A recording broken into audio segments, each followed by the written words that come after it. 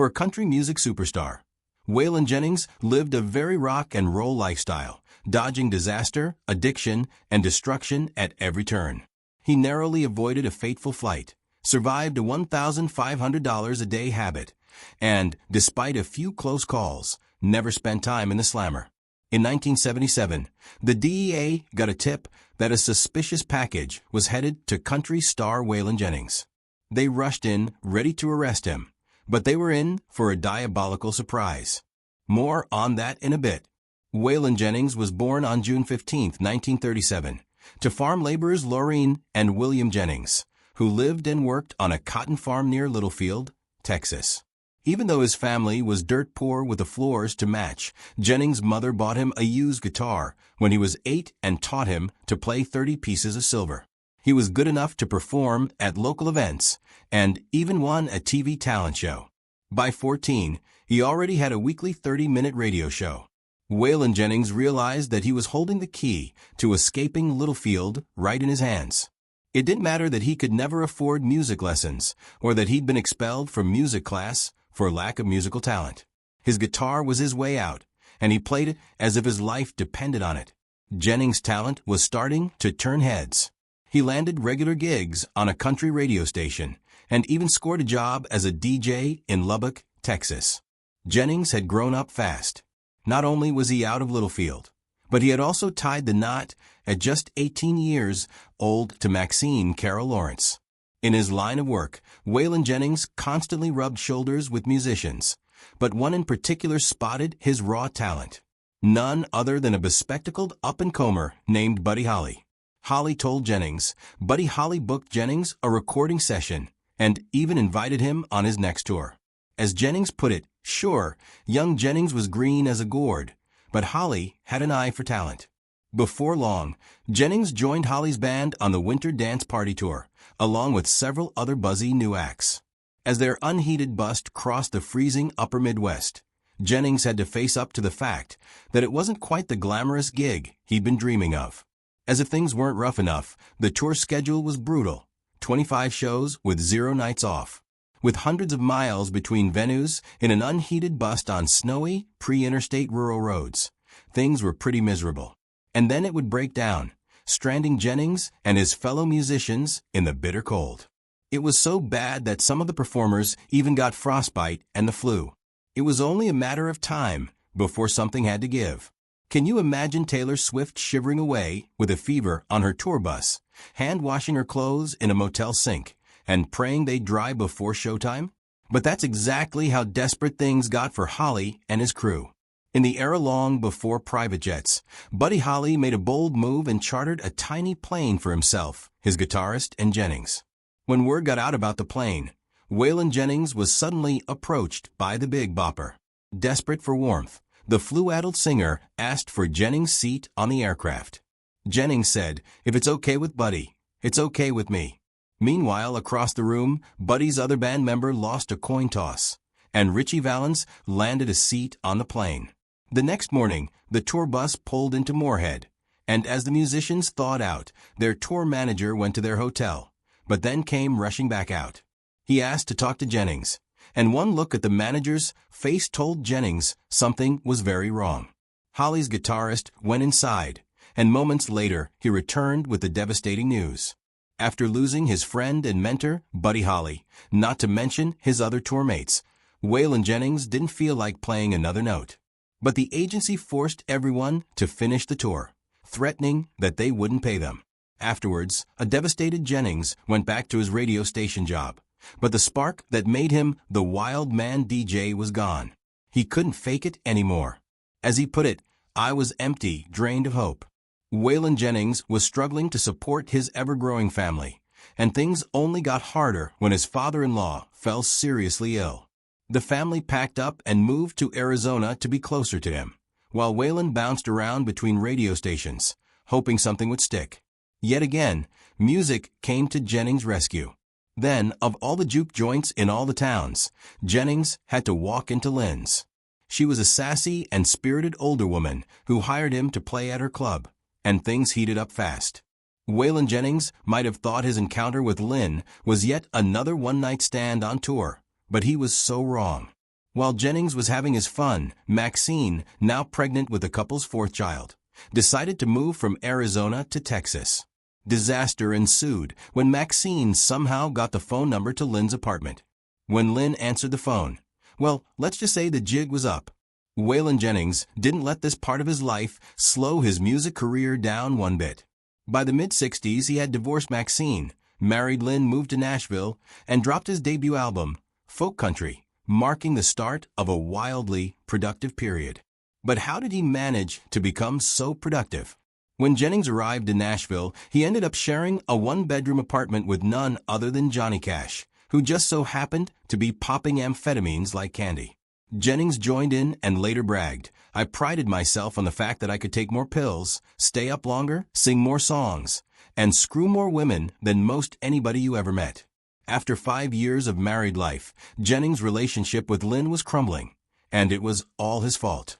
He'd already started secretly seeing Barbara, a tall, blonde millionaire's daughter, while waiting for the divorce. He even moved her into an apartment just down the hall from where he and Johnny Cash lived. When the pair finally married, Barbara's father offered Jennings anything to keep her happy. But marriage number 3 was also doomed. Life on the road for Waylon Jennings was a crazy blur of music, pills, and women. One unforgettable night in Louisville, Jennings was in a lusty frenzy. He hadn't slept for days, but that didn't stop him from running up and down the emergency staircase of a hotel, where he had women stashed on 3 different floors. As much as Waylon Jennings loved the never-ending bevy of beauties, his body and mind were starting to pay the price for his wild days. At just 138 pounds, he admitted he was bent on self-destruction. But along came Jessi Colter, the best thing that ever happened to him. Waylon Jennings and Jessi Colter quickly became country music's hottest couple, even snagging a Grammy nomination in 1970 for their duet Suspicious Minds. For the first time, Jennings had a wife who understood his passion for music and didn't feel threatened by it. Waylon Jennings was nothing if not dedicated to the music. Unfortunately, his hard-living ways on the road eventually caught up with him. He contracted hepatitis, landing him in the hospital with way too much time to think. He realized that after a decade on the honky-tonk circuit, he was sick, deeply in debt, and the IRS was after him. Jennings left the hospital on a mission. His drummer's idea was simple, a rock and roll attitude, and Jennings was all in. As much as he loved country, he didn't care for the rhinestone suits, pushy Nashville producers who wanted to smooth out his rough edges, and labels that gave him no respect or royalties. Thanks to his manager's finagling, Waylon Jennings scored more money and creative control than ever before, and it paid off. In June of 1974, he released This Time, which became his first #1 hit. Jennings was now a bona fide superstar, with an iconic look to match. Huge sunglasses, bushy beard, and a wide-brimmed black hat, Jennings' drummer Richie had a plan to get him off amphetamines by introducing him to coke. As Robin Williams once joked, it's God's way of saying you're making too much money, and for Jennings, this was spot on, especially after Wanted the Outlaws dropped. The album, featuring Jennings, Jessi, Willie Nelson, and Temple Glacier, became the first country album to over 1 million copies. Waylon Jennings was way too fond of the nose candy, to the point where his habit was costing him $1,500 a day. He knew he was an addict, and so did everyone around him, including the authorities. In 1977, during one of Jennings' recording sessions, he received a package from his manager. Waylon Jennings set the package down and got back to recording until he heard something odd in his headphones. The sound engineer was secretly holding down the talkback button, letting Jennings hear the newly arrived DEA agents. A true outlaw wouldn't lose their cool in this tense situation, and Jennings aced the assignment. Sitting in a soundproof booth, he knew the DEA agents had no idea he could hear them. So, like a pro, he continued with the recording session, extra loud for good measure. The DEA had been so sure of their plan that they made a rookie mistake. They put the wrong address on the search warrant. They couldn't search the recording studio because the address on the warrant was for Jennings' office, and Jennings' secretary had brought the package over from there. As they stood there waiting helplessly for an updated warrant, they heard a toilet flush, and they knew their case had literally gone down the drain. Waylon Jennings was at the heart of a media feeding frenzy, but after days of searching, the DEA still hadn't found anything in his possession. The court case dragged on for months and cost Jennings $100,000, but in the end, the charges were dropped. Waylon got a ton of free publicity, and he wrote a hit song about it called, "Don't You Think This Outlaw Bit's Done Got Out of Hand?" In 1979, Waylon Jennings put his deep Southern twang and DJ skills to good use as the narrator of the hit show, The Dukes of Hazzard.